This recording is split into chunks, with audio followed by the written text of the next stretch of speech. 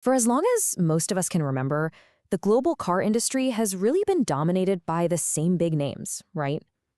From Germany, Japan, the United States. But something massive is happening. A huge shift, powered by batteries and just raw ambition. A new leader has emerged, and believe me, it's changing everything. So in this explainer, we're going to decode exactly how China built its EV dynasty. Just look at these numbers for a second. While EV sales in Europe are kind of stalling out, sales in Germany are actually declining. China's market has just gone into hyperdrive. In 2024, sales of what they call new energy vehicles, so that's pure EVs and plug-in hybrids, they crossed this monumental 50% line for all new cars sold. Think about that. That's not just growth, it's a complete market takeover. And this slide, well, it shows you exactly why this is happening. On the left, you've got the typical experience in Europe. Super high prices, not a lot of models to choose from. You're trying to find a fast charger, which is tough, and sometimes public charging costs more than diesel. But then, look at the right. That's the reality in China, and it's the total opposite. We're talking over 50 different models you can buy for less than 13,000 euros. Ultra-fast chargers are everywhere, and paying is as easy as scanning a QR code with your phone. It's just a different world. So that gets us to the big question here. How on earth did a country that was, let's be honest, a latecomer to the car game, manage to pull this off? To build this level of dominance, not just in selling cars, but across the entire supply chain, and in such a short amount of time? Well, I can tell you it wasn't magic, and it wasn't just about throwing subsidies at the problem. It was a strategy, a very, very clever one. So, okay, how did they do it? The whole thing can really be broken down into 3 core pillars. But don't think of these as separate ideas. They're all deeply connected, working together like parts of a national machine, a blueprint that was designed for one thing above all else: speed. Yeah, the trick is to see how these 3 forces work together. First, you have the government, providing this steady, long-term policy that just never wavers. It sets the direction. Second, you have this generation of incredibly fast-moving, tech-savvy entrepreneurs who are just driving the change. And third, there's this relentless focus on innovation, not just in the car itself, but in the actual process of building the car. Let's start with the policy piece. China's government didn't just wake up one day and say, hey, let's build EVs. As you can see from this timeline, this has been in the works for 2 decades. It started way back in the 2000s, got a big boost with pilot programs in 2010, and then got the highest possible political backing in 2014. The key word here is consistency. It's a steady, unwavering commitment that you just don't see in most Western political cycles. Now this quote is incredible. It just shows you the sheer ambition we're talking about. This comes from the founder of BYD, and listen to that goal. It wasn't just to catch up or to build a decent car for folks at home. No, the stated aim was to demolish the old global brands and build new, dominant ones from the ground up. That's the mindset that was driving all of this. And that ambition? It translated into blinding speed. While a foreign brand might take more than 4 years to bring a new model to market, Chinese companies like Geely's Zeekr can do it in 24 months. 2 years. They are constantly tweaking, updating software, and reacting to what customers want in real time.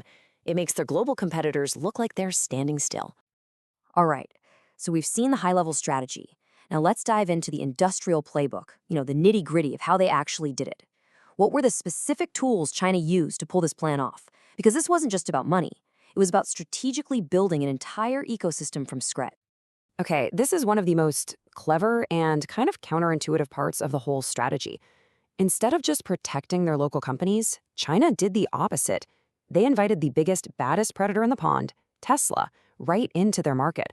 A former minister actually called this the catfish effect. The idea is you throw a hungry catfish into a tank of sleepy fish, and suddenly everyone has to swim a whole lot faster, or they get eaten.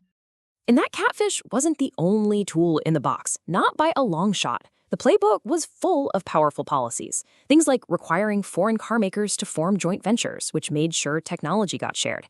They had super strict localization rules, which basically meant if you wanted government subsidies, you had to use local Chinese suppliers. And they designed policies to create these dense industrial clusters. Imagine entire cities built around EVs, where the battery maker is right next door to the motor supplier, which is right next door to the assembly plant. That just makes everything faster and cheaper. So, did it work? Well, this number says it all. Today, an incredible 95% of the suppliers for Tesla's giant Shanghai factory are Chinese companies. That just shows you how wildly successful that localization policy was. They didn't just get one factory built, they grew an entire world-class supply chain around it. Okay, so we've seen the blueprint for how China did it. Now for the really crucial question, what does this mean for everybody else? And that brings us to the lessons for Europe. For the old guard of the auto world, the answer probably isn't to just build a wall and hope it goes away. It's about learning from the playbook. So, yeah, given this new reality, Europe is really at a crossroads. Just relying on the old way of doing things, well, that's clearly not going to cut it anymore. So, what's the path forward? How does Europe adapt and actually compete in this new, much faster EV world? A new playbook for Europe could pull some pages directly from China's. Imagine policies that actually connect everything: manufacturing support, charging networks, and sales incentives. So you're not just subsidizing a car, you're building the whole experience. Picture governments actively helping to create regional innovation clusters. And maybe the biggest one, using access to Europe's giant market as a lever to finally push manufacturers to bring affordable EVs to the rest of us. And what's so fascinating is, this is already starting to happen, but in reverse. The Chinese battery giant CATL, they're the world leader, is now pouring billions into Europe. And why? To build a local European supply chain for its new factories there. So in a way, CATL is now playing the role of the catfish in Europe, forcing local suppliers to up their game. So as we start to wrap this up, it's pretty clear the global automotive map has been completely redrawn. China's rise has kicked off a brand new global EV race. But this isn't the end of the story. It's really just the beginning of a new and much, much faster lap. You know, the key thing to take away from all this is that China's EV dominance didn't just pop up out of nowhere. It wasn't magic, and it wasn't just about cheap labor. It was the result of a deliberate, complex, and consistently applied industrial strategy that has been running for years. And the most important part? Its core ideas can be studied, adapted, and used anywhere. Which leaves us with one final big question. For 100 years, we all kind of knew where the world's best cars came from. But now, as the entire industry goes through its biggest change ever, the field is wide open. The race is on. And the question is no longer just what the car of the future will look like, but who is going to build it.